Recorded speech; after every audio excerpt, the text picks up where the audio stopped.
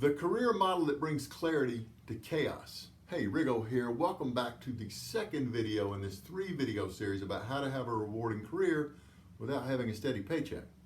We covered 2 key insights in the first video. I'll describe a model in today's second video. The 5 factors that lead to career success will be covered in the third and final video.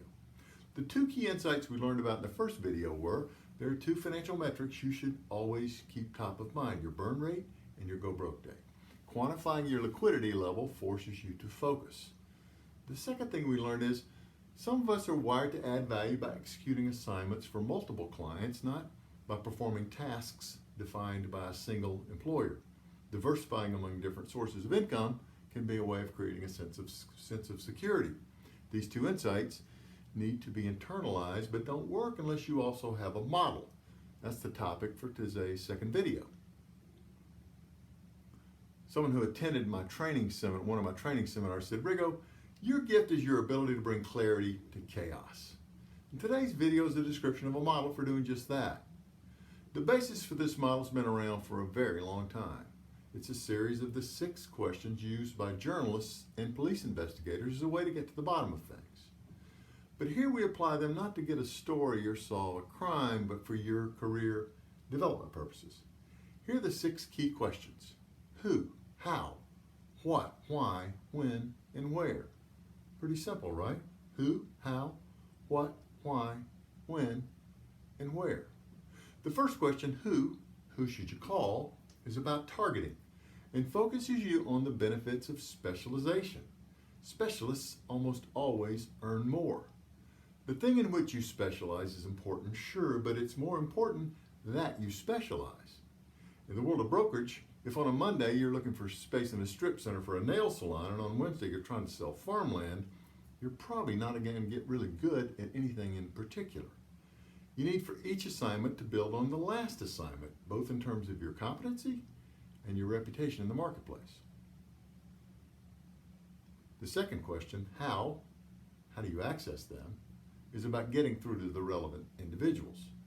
The business world is run by deciders, people to whom capital has been entrusted because they make the decisions that cause the value of that capital to increase. It's a very clarifying idea. These deciders are busy people and not easily accessible. Someone who does not know you, who picks up on the second ring or answers your email immediately, is likely not the decider. You have to develop a repeatable methodology for gaining access and for positioning yourself to develop relationships based on trust.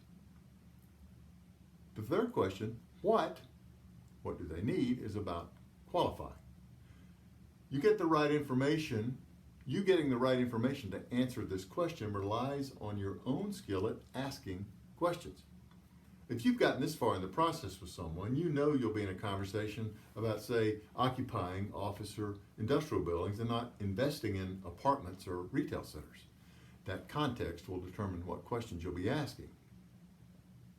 You'll be dealing with someone whose own professional success depends on them choosing their advisor wisely. The goal here is to ask open-ended questions that invite further discovery. Good questions will help to build the relationship you'll need for success. The fourth question, why pick me or us, is about your pitch. This is a competitive business.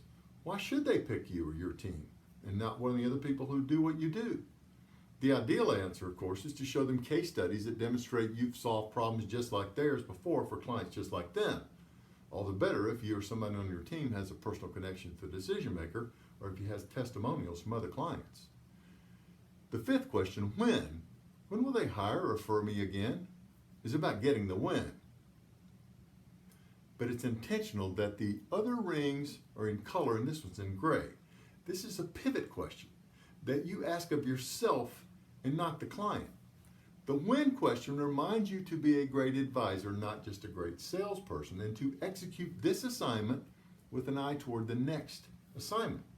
The most profitable and satisfying assignments in almost any business are repeatable assignments or referrals. The sixth question, where does this deal want to go, is about executing. Now you have to read the market. After all, this is the thing you've been hired to do: guide your client toward the best fit for their particular circumstances. Do you need to pass on the lowball offer and wait for the better one? Do you need to recommend modifications to better position a vacant property to lease more quickly? This is the step where you do your job and earn your fee. No matter where you are in your career journey, these 6 questions, who, how, what, why, when, and where, will help you to bring clarity to chaos and avoid losing time. A professional career is a time-bound thing. We all have only so many years to make a contribution and get paid well for our efforts. We just can't afford to waste too much time figuring out how to create a path for ourselves. Medicine has a pretty well-defined career path. College, MCAT, medical school, internship, residency, licensing. Now you're a doc. Salary.com says at the end of that journey, you can expect to earn a median income of $207,000. And of course, some specialists earn much more than that. Law has a pretty well-defined career path. College, LSAT, law school, bar exam, licensing. Salary.com says at the end of that journey, you can expect to earn a median income of $130,000. And of course, some specialists earn much more. As has been the case for me, a successful commercial real estate broker can earn much more than this and do so without the 6-figure investment from medical school or law school. But unlike these other professions, there's no well-defined career path. You have to learn how to bring clarity to chaos. You have to gain the confidence of the decision makers who determine outcomes and learn to guide these decision makers toward a place where their self-interest intersects with yours.